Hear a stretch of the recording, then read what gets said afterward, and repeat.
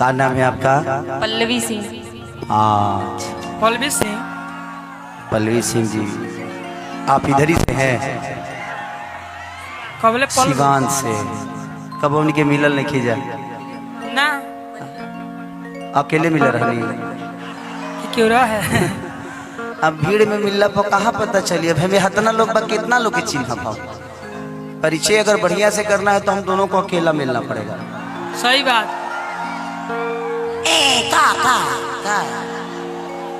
मैंने अकेले मिलने के बाद एक काम होला ना, वही जानबे कर। और भी तो काम होला कि ना होला। अकेले मिलने के बाद ही हमारे लिए हम ही कर ले नंबर, एक दूसरे से बतिया जा ना। मैंने बतियाते बतियाते न कुछ होला।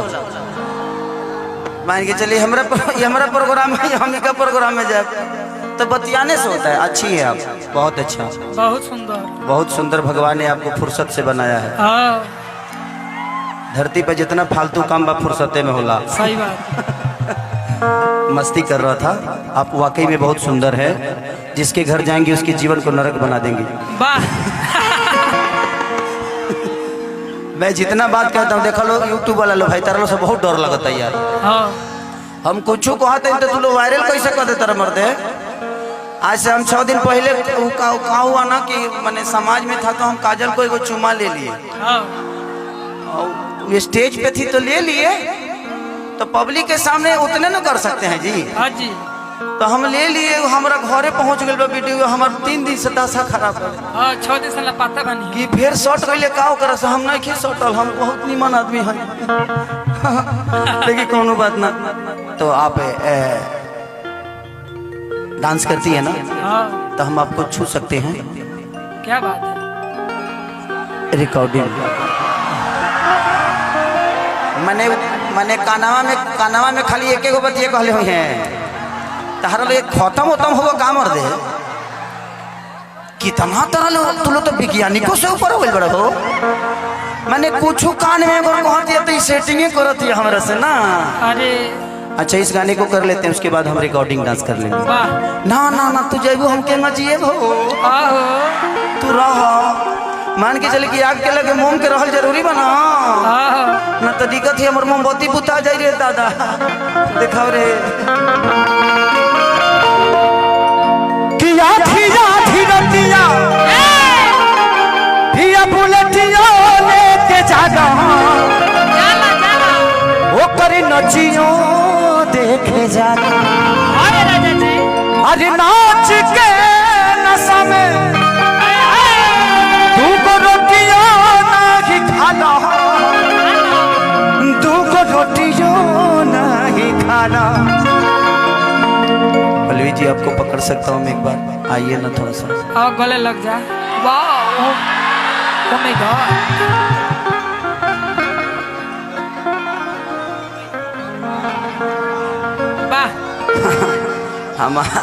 हमार भगवान जानते बनी लोग के हो सकेला। अब भगवान से माफी। भगवान जी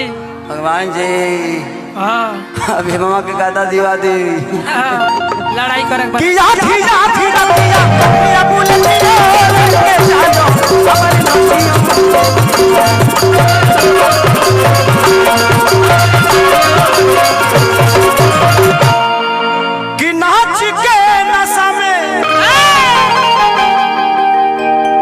कलाकार हैं और आप सबके मनोरंजन के लिए कुछ बोलता हूं तो सिर्फ आपके हंसने और बोलने के लिए बोलता हूं। अन्यथा कोई यूट्यूब वाले भाई उसमें गलत मत समझ लिखना। नहीं तो जानते हैं हम इनको ऐसे पकड़े हैं ना। इतना जना के मरवा लगौले बड़े ये लोग कल न्यूज क्या बनाई, खिसारी ने पल्लवी का पकड़ा और ले लिया। अब लास्ट में पता चले कि खेसरिया हाथे पकड़ रहा, दूसर कुछ ना। जब 2 सेकंड रह जाए तब। इसलिए ध्यान दीजिएगा आप लोग समाज के आईना हो, थोड़ा सा ध्यान दो यार।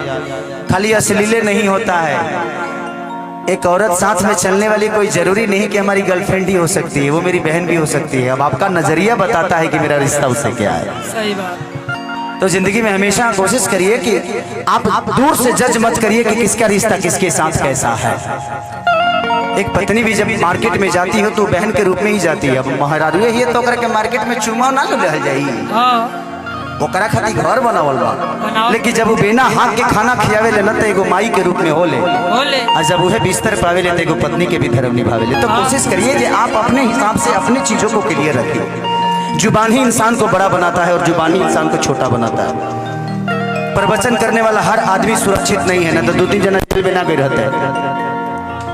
तो आप विश्वास खुद पे करिए, जिंदगी का बहुत बड़ा मोड़ है। कोई जरूरी नहीं कि आप कलाकारी क्षेत्र में ही अपने आप को बड़ा कर सकते हैं। लोग डीएसपी बन के भी अपने नाम को बड़ा करता है ना, लोग डीएम बन के अपने नाम को राज्य का बड़ा करता है ना।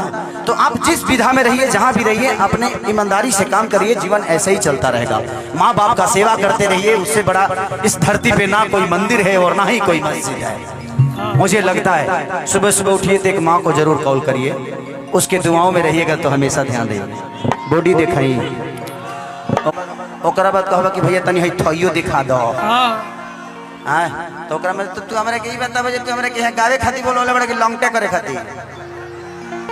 गजब खत्म बड़ा भाई, हम इंसान 6 पैक देखिए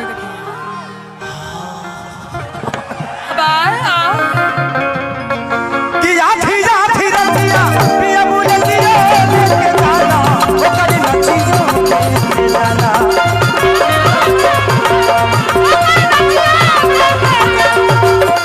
नाच के नशा में तू को रोटियों ना खा लो, तू को रोटियों ना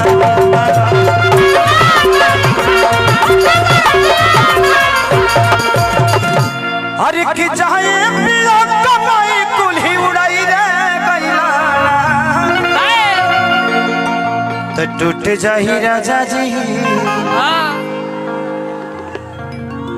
टूट जाही राजा जी पलंग साला कि जाए पिया कमाई कुल्ही उड़ाई रे गैला ना। अच्छा तो तू ही भइल बड़ा तारी माई के हीरो भाई बड़ा तू सेल्फी लेवा हई लो तार मौसा लो ना ली। हां तेरी मां के हो तेरी माई मास्टरी में नौकरी लगे अब जो 6 महीना का अंदर जो भग चलिए कलिया बाद में। हां होली का अरे कि चाहे पिया कमाई कुल्ही उड़ाई रे गइला ना, हो उड़ाई रे गइला ना। एगो नचनिए कायरा, एगो नचनिए कायरा न करिया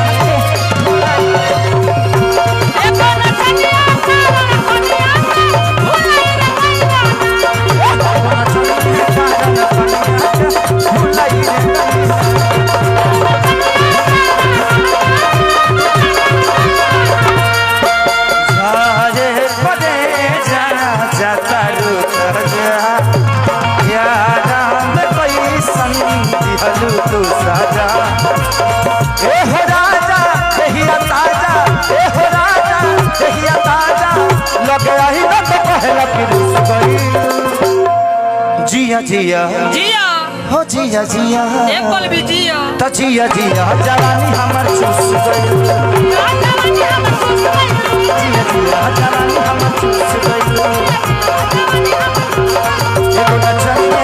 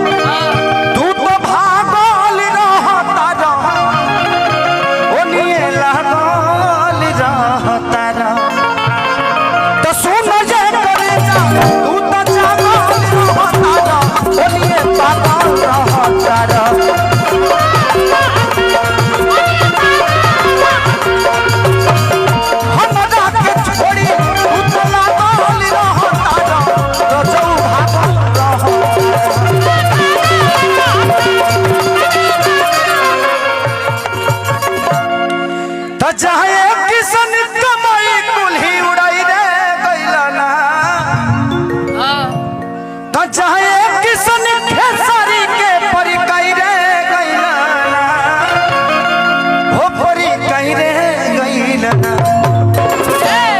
एगो नचनिए कारण एगो नचनिए कारण कलिया के हो